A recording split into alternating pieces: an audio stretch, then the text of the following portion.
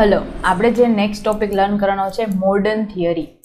Modern થિયરીની અંદર આપણે during 1950s management scholars pays more attention to organizational theory. In 1959 symposium held by the Foundation for Research in Human Behavior, Michigan has published a modern organization theory. તો અલગ અલગ જે experts છે એમને modern ઓર્ગેનાઇઝેશનની theory આપેલી છે. એની modern ઓર્ગેનાઇઝેશનની થિયરીની અંદર એ લોકોએ હ્યુમન બિહેવિયર છે એના વિશે એ લોકોએ વાત કરેલી છે. તો એની અંદર અલગ અલગ અપ્રોચ આપેલા છે. જેમ ક્લાસિકલ થિયરીની અંદર, નિયો ક્લાસિકલ થિયરીની અંદર જેમ આપણને અપ્રોચ હતા, એવી રીતે મોડર્ન થિયરીની અંદર પણ અલગ અલગ અપ્રોચ આપેલા છે. ફર્સ્ટ છે કન્ટિન્જન્સી, મીન્સ કે situational approach. It is an extension of system approach. This approach suggests that management action are situation. કે સિચ્યુએશન જે પ્રકારની છે એ પ્રમાણે હ્યુમન બિહેવિયર છે એનો અથવા તો હ્યુમનનો રિએક્ટ થશે. એટલે સિચ્યુએશન છે એના બેઝડ ઉપર ડિપેન્ડ છે. The particular action applied to one situation is up to that pay only. The same action cannot be applied to the other situation.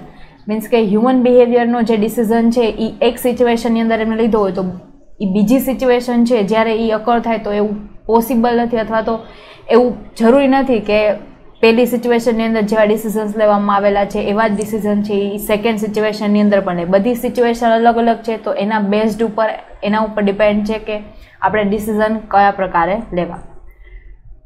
This is not being possible to work in one particular way for managing the organization. Every organization differ from one to another.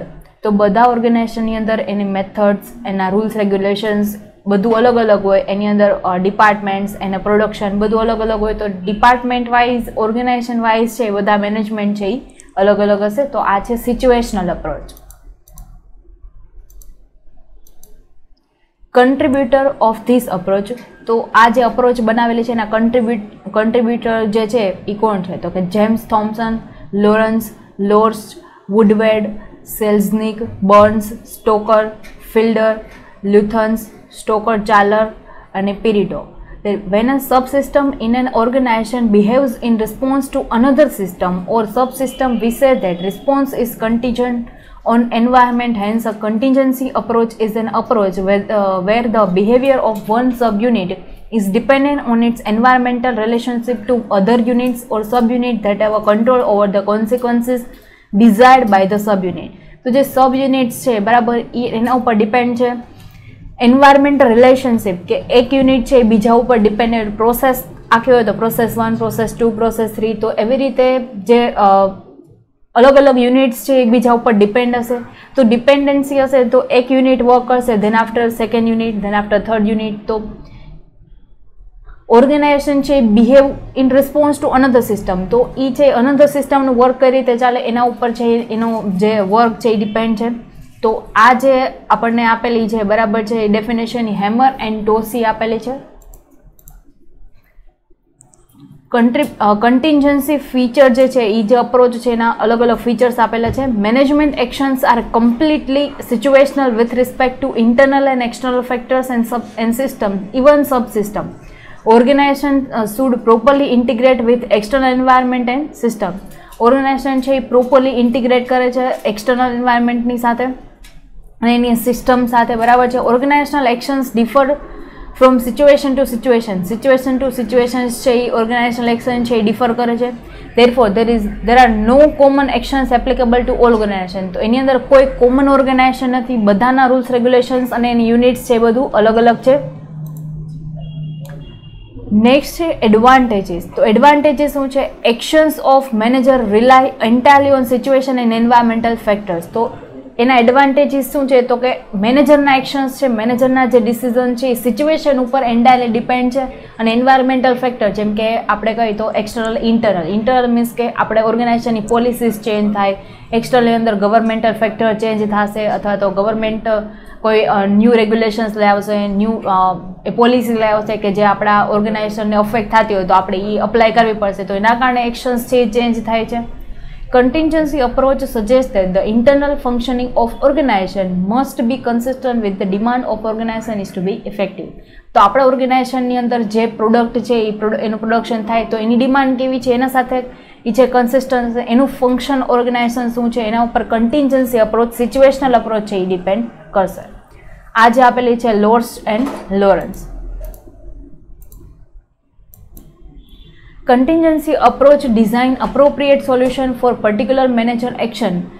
Internal external variable, જેમ મેં તમને આગળ કીધું કે internal ને external variable છે એ contingency situation approach છે એના બેસ્ટથી ડિઝાઇન થશે કે આપણે કયા પ્રકારના સોલ્યુશન્સ છે લઈ આવવાના છે. This approach suggests that organization as a whole, including its system and subsystem, relates with the internal and external environment. તો internal and external environment છે એના સાથે આખું અપ્રોચ છે, આખું ઓર્ગેનાઇઝેશન છે ડિપેન્ડ છે અથવા તો ઇન્ટરનલ એક્સટર્નલ એન્વાયરમેન્ટ સાથે એનું કનેક્ટેડ છે કે એક્સટર્નલ એન્વાયરમેન્ટલ વેરિયેબલ્સ ચેન્જીસ થશે અથવા તો ઇન્ટરનલ કોઈ વેરિયેબલ ચેન્જ થશે તો એની સાથે સાથે આપણા ઓર્ગેનાઇઝેશનની સિસ્ટમ આખા સિચ્યુએશન પણ ચેન્જ થશે. Therefore, any one of the system can not take actions on their own way. તો એના પોતાના વેથી છે એ ડિસિઝન લઈ લઈ શકે, એના ઉપર એને સિચ્યુએશન એનાલિસિસ કરવું પડશે જેના બેઝડ એ ડિસિઝન લઈ શકે, અપ્રોપ્રિએટ એન્ડ સાઉન્ડ ડિસિઝન લઈ શકે. નેક્સ્ટ છે limitations. The contingency approach stress on if and then philosophy. If and then, likewise, if such things happen, then those steps will be taken. If and then means કે આવી જો situation create થશે તો આપણે આવા steps લેશું. For example કે આપણે કોઈ કપડાની શોપ છે, ક્લોથ્સ મેન્યુફેક્ચરિંગ એન્ટિટી આપણે ચલાવીએ છીએ, તો જેમ મોડર્નાઇઝેશન થાય અને લોકોની ફેશનની અંદર ચેન્જ આવે તો આપણે એવું વિચારીએ કે આપણો આ જે સ્ટોક છે જો મોડર્નાઇઝેશન થશે અને ફેશન ચેન્જ થશે તો આ સ્ટોકને આપણે ડિસ્ટ્રોય કરશો, બરાબર. તો ઇફ એન્ડ ધેન છે, જો ફેશન ચેન્જ થશે તો આપણે આ એક્શન્સ લેશું. This is due to inadequacy of content regarding the contingency approach. Thus approach is simple to understand but difficult to put on practice. આપણે જે વિચારીએ છીએ એ થિંકિંગ પ્રોસેસ સિમ્પલ છે બટ આપણે એને પ્રેક્ટિસની અંદર, પ્રેક્ટિકલ લાઈફની અંદર એક્શન્સ લેવા એ ખૂબ ડિફિકલ્ટ છે. This approach is reactive, not proactive. Reactive means કે જે સિચ્યુએશન અકર થાય પછી આપણે એક્શન્સ લેશું, એવું નહીં કે જે સિચ્યુએશન અકર થવાની છે પહેલાં જ આપણે એક્શન્સ બધા પ્રિપેર કરી લઈએ. This approach requires detailed study of various external and internal factors affecting the organization. Next is system school approach. This approach was developed after 1950. તો 1950s ની અંદર આગળની જે આપણે થિયરી અથવા તો અપ્રોચ છે, સિચ્યુએશનલ અપ્રોચ છે એ આપણે લર્ન કરેલી એ 1950s ની અંદર.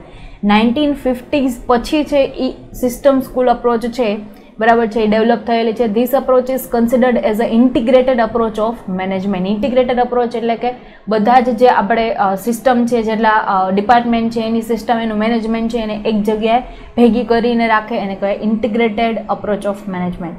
Characteristics. A system is basic combination of various subsystem. તો સબસિસ્ટમ જે આપણે ઓર્ગેનાઇઝેશન ચલાવે એની અંદર ઘણા બધા ડિપાર્ટમેન્ટ હોય, એની અલગ અલગ સિસ્ટમ્સ હોય, તો આખું એનું કોમ્બિનેશન છે. Every subsystem is a combination of various parts of component. The system is a hierarchical structure of subsystem. Hierarchical structure means કે અલગ અલગ ડિપાર્ટમેન્ટ છે તો અલગ અલગ ચેઇન છે બનાવેલી હોય કે પહેલાં આ ડિપાર્ટમેન્ટ વર્ક કરશે પછી આ, તો એકબીજા ઉપર ડિપેન્ડન્સી હોય, તો એ અલગ અલગ જે સબસિસ્ટમ છે એની આખું હાયરાર્કિકલ સ્ટ્રક્ચર છે. For example, computer is a system of CPU, monitor, mouse, board, keyboard. તો આપણે જે રીતે કમ્પ્યુટર યુઝ કરીએ તો એની અંદર ઘણા બધાના કમ્પોનેન્ટ હોય, તો એ આખા કમ્પોનેન્ટ બધા ઇન્ટિગ્રેટ થાય પછી એ અલગ અલગ સબસિસ્ટમ છે એનું કોમ્બિનેશન આખું છે એ કમ્પ્યુટર છે. The various parts of the subsystem are manually related to each other directly or indirectly. For any system, the arrangement of parts is very important. Every system works in its own fixed boundary. બધી system છે એની પોતાની જ બાઉન્ડ્રીથી એને work કરવાનું છે. જે પાર્ટ્સનું arrangement કરવામાં આવેલું છે એ ખૂબ ઇમ્પોર્ટન્ટ છે કે પાર્ટ્સ છે એને કઈ રીતે અરેન્જ કરવા, બરાબર છે. તો એ અલગ અલગ પાર્ટ્સ છે એ અલગ અલગ ઓર્ગેનાઇઝેશનના ડિપાર્ટમેન્ટની અંદર છે, તો હવે આપણે એને ભેગા કરીને કઈ રીતે એમાં રિએક્ટ કરવાનું છે, કઈ રીતે આપણે એને મેનેજ કરવાના છે.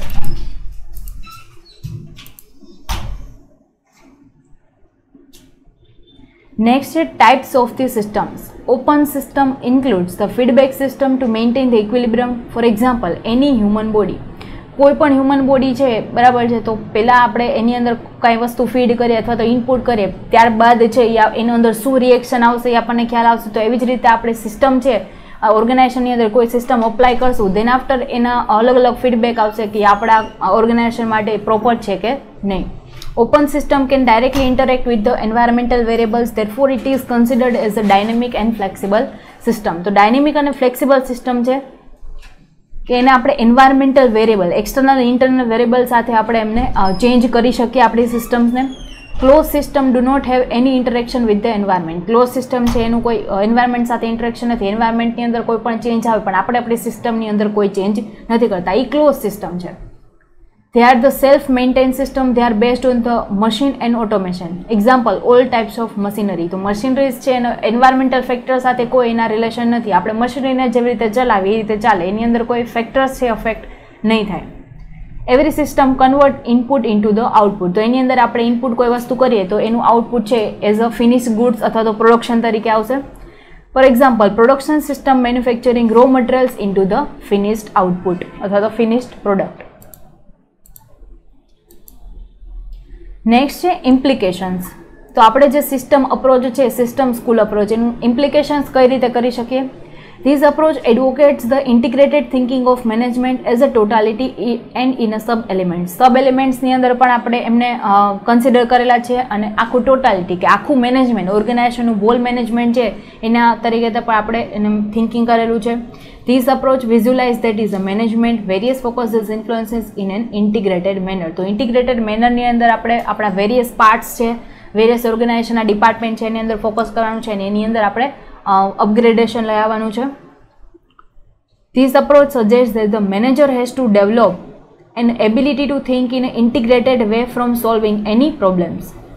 This approach provide initiative for studying the complexity of an organization. This approach develop team spirit in the organization.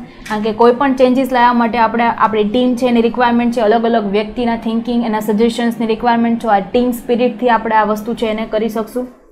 This approach implies that various factors of environment affecting an organization are interrelated. તો બધા department છે એકબીજા સાથે interrelated, interconnected છે.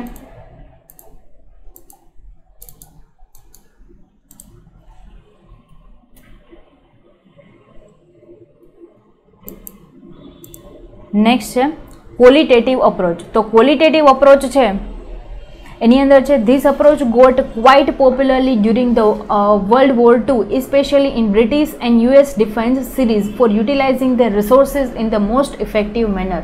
તો આપણે effective મેનરની અંદર આપણે છે એ વસ્તુ જે કરેલી છે કે આ ક્વોન્ટિટેટિવ અપ્રોચ છે વર્લ્ડ વોર II છે એ થઈ હતી ત્યાં એના જે સિચ્યુએશન છે એની અંદર આપણે આ અપ્રોચ છે એનું એનાલિસિસ કરીને અપ્રોચ છે એ બનાવવામાં આવેલો છે. એની અંદર 3 જે કોમ્પોનન્ટ છે ઇન્ક્લુડ થાય છે: management science, operation management and management information system. તો મેનેજમેન્ટ સાયન્સ છે it suggest that the application of mathematical and statistical technique in decision making. It focuses on technical issues and not much on human behaviour issues. તો છે એ mathematical અને statistical ઉપર વધારે છે એનું decision making છે કે આપણે સેલ્સ છે એના જે ફિગર છે એ આપણે ડિસાઇડ કરવા માટે આપણે પ્રીવિયસ સેલ્સ આપણે એ જોઈએ, આપણી કરંટ સિચ્યુએશન જોઈએ, ત્યારબાદ આપણે છે એ મેથેમેટિકલ અને સ્ટેટિસ્ટિકલ ટેકનિકથી આપણું ડિસિઝન છે એ લેશું. તો એ મેનેજમેન્ટ સાયન્સ છે. It focuses on technical issues, do not much on human behaviour issues. Technical જે ઇશ્યુઝ છે એના ઉપર ફોકસ કરશે, હ્યુમન બિહેવિયર ઉપર ફોકસ નહીં કરે. Nowadays, use of computer is quite an advantageous to increase speed and accuracy. તો જે વ્યક્તિ હ્યુમન જે છે એટલું વર્ક ન કરી શકે એના કરતાં વધારે એફિશિયન્સીથી વર્ક છે એ મશીન્સ કરી શકે છે. નેક્સ્ટ છે operation management. It is relevant with manufacturing and delivery of quality product or services to the end user. It includes the inventory management, facility location, quality control and scheduling. તો આપણે જે manufacturing entity છે એની અંદર operations means કે આપણે જે row મટીરિયલને finish ગુડ્સની અંદર આપણે જે કન્વર્ટ કરવાનું છે આખા મેનેજમેન્ટને ઓપરેશન મેનેજમેન્ટ કહેવાય. Operation management directly concern with the some production function, કારણ કે પ્રોડક્શન સાથે રિલેટેડ છે તો બધા પ્રોડક્શન ફંક્શન્સ છે એની સાથે ડાયરેક્ટલી કન્સર્ન છે.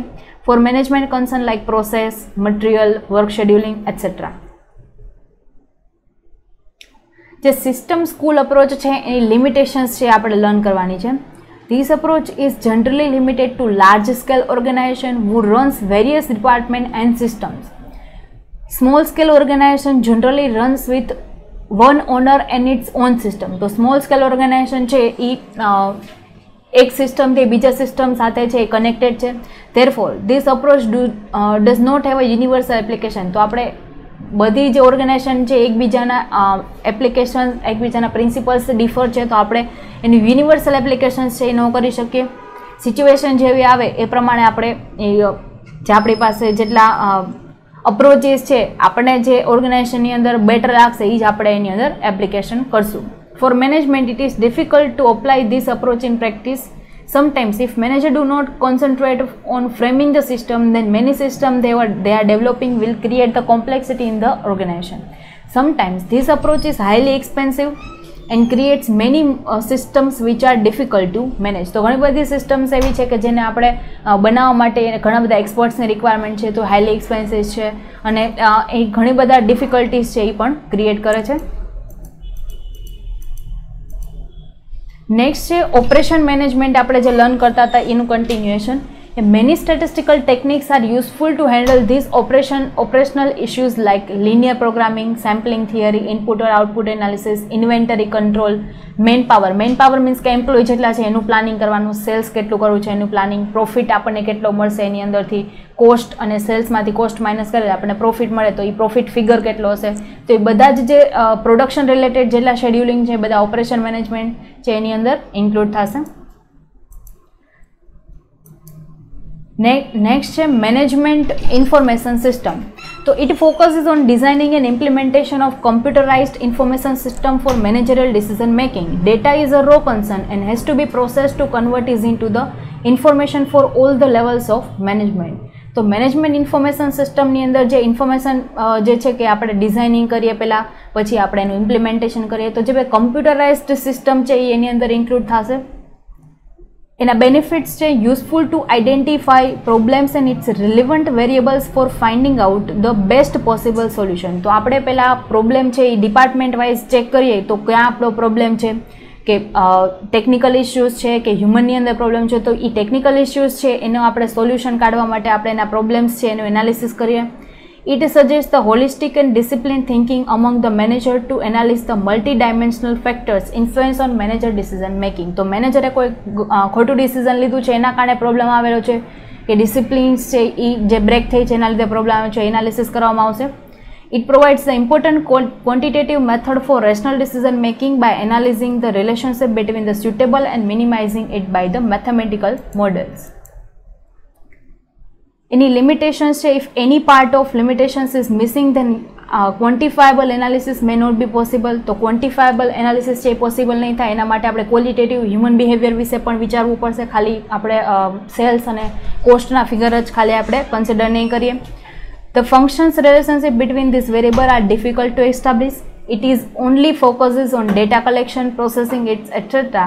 Without any concern two human relationship and need. તો આની અંદર છે ખાલી આપણે ક્વોન્ટિટેટિવ ડેટા છે આપણે લઈએ છીએ, ક્વોલિટેટિવ ડેટા નથી લેતા.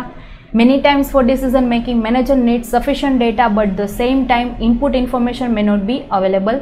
If the data is inaccurate, outdated and inadequate then it will not serve the purpose. તો આપણે જે છે એ ખાલી ડિસિઝન માટે જો ક્વોન્ટિટેટિવ અપ્રોચ જ કરીએ તો ક્વોલિટેટિવ ન કરીએ તો હ્યુમન બિહેવિયર છે એ ડિપ્રેસ થઈ જશે, તો એના કારણે આપણે આઉટપુટ નહીં મળે. તો આપણું આ ચેપ્ટર છે અહીંયા પૂરું થાય છે. Thank you.